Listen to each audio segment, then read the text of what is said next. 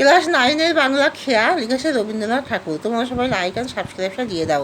নদীটির পাড়ে দুই পাড়ে দুটি গ্রাম, দুই গ্রামের মানুষের মধ্যে পারস্পরিক সম্পর্ক, প্রীতি ও নিবিড় স্নেহের বন্ধনে তারা তাদের নিজেদের মধ্যে সম্পর্ক বজায় রেখেছে এবং দুটি গ্রামের মানুষ পরস্পরের গ্রামে নিত্য যোগাযোগ করে।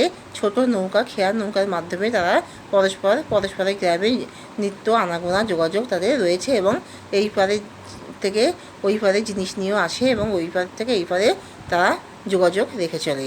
অর্থাৎ চারিদিকে পৃথিবীতে সাম্রাজ্যবাদ এবং মানবতাবাদ, সাম্রাজ্যবাদের বিশ্বের স্বার্থের যে লড়াই, দ্বন্দ্ব, জাতি ধর্ম ভেদাভেদের যে স্বার্থদ্বন্দ্ব চলেছে এবং সাম্রাজ্যবাদীদের যে রক্তচক্ষু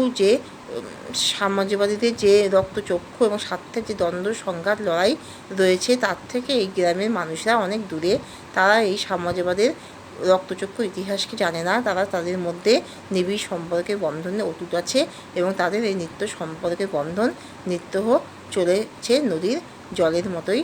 তাদের এই সম্পর্ক বয়ে চলেছে, তাদের নিজেদের মধ্যে পারস্পরিক স্নেহের সম্পর্ক নিবিড় বন্ধন গড়ে উঠেছে এবং তারা পরস্পরের গ্রামে নিত্য প্রতিদিন তারা যাওয়া আসা করে।